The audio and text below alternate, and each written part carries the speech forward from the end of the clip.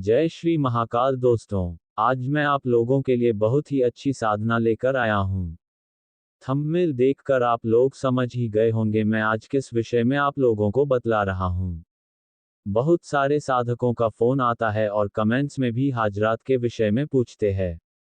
उसी क्रम में आज आप लोगों को काजल के हाजरात के विषय में बताने जा रहा हूँ। ग्रामीण क्षेत्रों में काजल के हाजरात की विद्या बहुत ही प्रचलित होते हैं। आप सभी साधक कभी ना कभी कहीं ना कहीं सुने होंगे और देखे भी होंगे। कोई तांत्रिक अपने अंगूठे में काजल को लगाकर किसी 5 साल की छोटी बच्ची से पूछते हैं और वह 5 साल की छोटी बच्ची उस काजल में देखकर सारे सवालों का जवाब देती है। इस हाजरात के माध्यम से हम कोई भी कहीं भी वस्तु को या फिर इंसान को बड़े ही आसानी से देख सकते हैं। किसी का सामान चोरी हो जाता है या कोई इंसान अपने घर से भाग जाता है तो इस हाजरात के माध्यम से हम उसका पता लगा सकते हैं, या फिर हमारी चोरी हुई वस्तु या फिर वह इंसान कहाँ है। हमें इस काजल के हाजरात के माध्यम से सही और सटीक जानकारी मिलती है। आज मैं यही साधना लेकर आप सभी के समक्ष आया हूँ। इस साधना की मैं आपको संपूर्ण विधि विधान और मंत्र सहित बतलाऊंगा।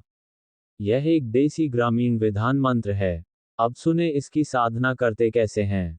इस साधना को आप अमावस्या से शुरू कर सकते हैं।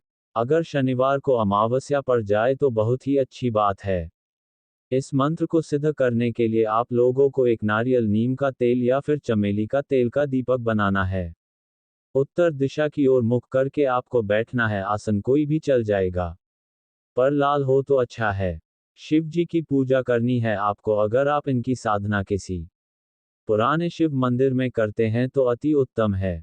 अच्छे से पंचोपचार कर पूजन करने के बाद भोग लगाने के बाद अब आप लोग साधना आरंभ कर सकते हैं। साधना आरंभ करने के लिए आपको रात्रि 11 बजे से बैठना है और मेरे बताए हुए मंत्र को सिद्ध करना है। मंत्र सिद्ध करने के लिए आपको 11 दिनों तक यही क्रिया करना है। 11 दिनों में यह मंत्र सिद्ध हो जाएगा। मंत्र सिद्ध हो जाने के बाद फिर अब मैं बताता हूँ काजल कैसे बनाते हैं। किसी भी दिन आप लोगों को लाल दूधी के पौधे के पास निमंत्रण देना है। निमंत्रण देने के लिए जल और पीला चावल और कुछ मिठाई अपने साथ ले जाएं। निमंत्रण देना है कि उस पौधे में जो भी देव या देवी विराजमान है उन्हें अपनी मनसा बतानी है और अगले दिन उन्हें उनके जड़ को खोद कर ले जाएं। फिर शिव जी की विधिवत पूजा देकर जैसे पहले पूजा दिए हो, फिर कपूर के माध्यम से उस जड़ को जलाना है। कपूर के अलावा किसी और वस्तु का उपयोग नहीं करना है जड़ को जलाने में।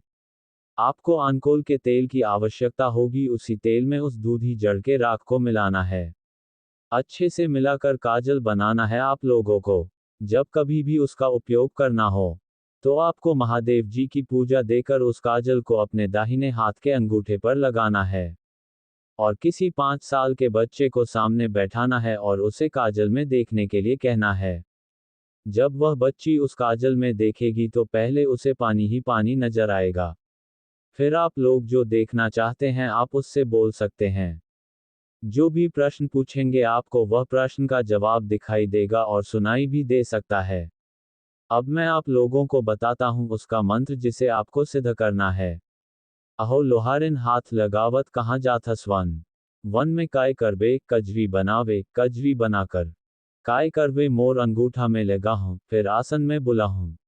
चंद्र सूरज ला माथ नवाहा देवी देवता के दर्शन कराहा। गुरु महादेव पार्वती के कहे से जोन कहो जोन दीगबे देव महादेव के दिखाए से। माता पार्वती के दिखाए से नहीं दिखबे तो महादेव पार्वती के साथ घट ही दुहाई माता भवानी अष्टांगी के दुहाई अलग पुरुष के। बस यही मंत्र है। यह मंत्र प्राचीन और गुरुमुखी मंत्र है। अगर आप लोग सच्चे मन से और श्रद्धा से इस साधना को करते हैं तो कजरी अवश्य ही सिद्ध होती है। करके देखो तभी समझ में आएगा कार्य करता है या नहीं।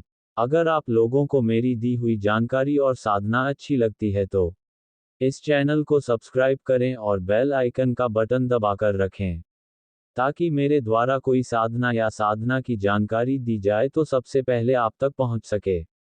फिर मिलते हैं कुछ और साधना की जानकारी के साथ। तब तक के लिए मेरे सभी साधक भाइयों को जय श्री महाकाल।